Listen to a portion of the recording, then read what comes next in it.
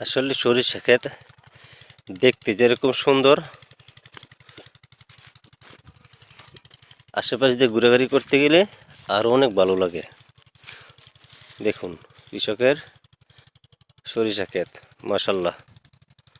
ওই দিকে গ্রামের বাড়ি অনেক দূরে, এদিকেও আছে জাস্ট, আর অনেকগুলো আছে ওই পারে ওদিকে। এখান থেকেও দেখা যাচ্ছে দূরে, আবার ওদিকেও ফসলের ক্ষেত আছে অনেক, এগুলো আছে। বাস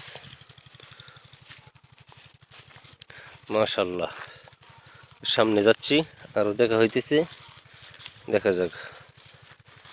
এটা অবশ্যই সম্পূর্ণ চরাঞ্চল, চর এলাকাতে এগুলা এই ফসলগুলো করা হয় বেশি।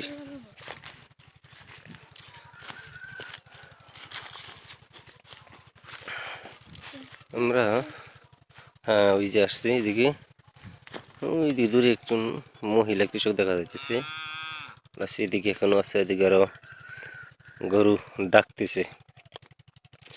আমার মনে হয় এই জায়গাটাতে শিয়াল আক্রমণ করতো, যার কারণে নষ্ট করে ফেলাইছে এই জায়গাটা।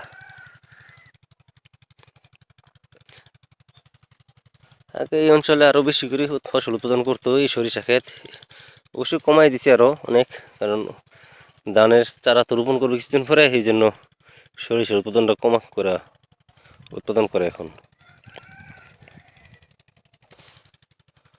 ওই যে দূরে বাচ্চা ছেলে হাঁটতেছে,